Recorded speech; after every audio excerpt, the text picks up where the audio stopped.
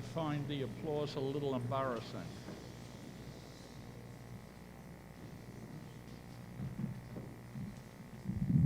I feel when we applaud that I'm taking covered from people who paid the price. I just want to tell you what I saw. Just let me give you a little background on it first. I went to a Chabad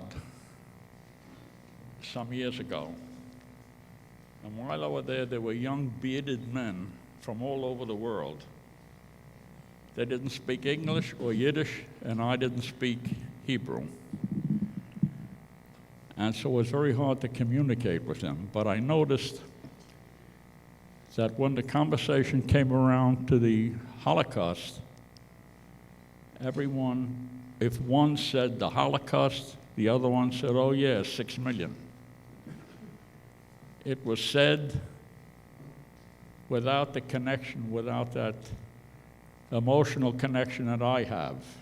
And then I think, it deserves. It reminded me very much of Pesach when we say, once we were slaves in Egypt, and today we are free men. It's a very important thing to say. I don't think anybody feels it anymore.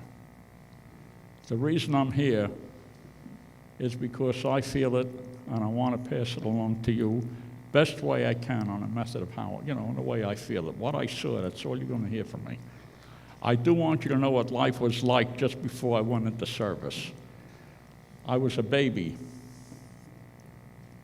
We knew that a war was coming. We used to draw pictures of Hitler and write things underneath them. We knew it was coming.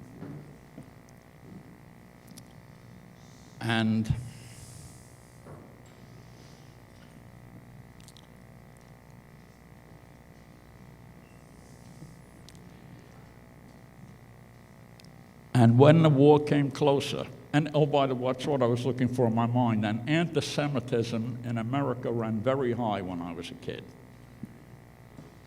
And we knew that something had to be done from day one. And when the war finally happened, people like myself just joined up. Not everybody, but a lot. For me, I had to do it. Just want to give you a little background on it. We were playing ball in the street on December 7th, 1941. And after the ball game, my sister invited us into her apartment where we sat down to watch a football game on radio. All sat in the room. My sister served, and her eyes were on radio just like it was a TV. While we were watching the game, and we heard those magnificent voices, he's on at 5, he's up to the 15, at 25. Beep! We interrupt this program to announce that the Japanese have bombed Pearl Harbor. Our lives changed. To us, who understood the Jewish problem, there was hope in it.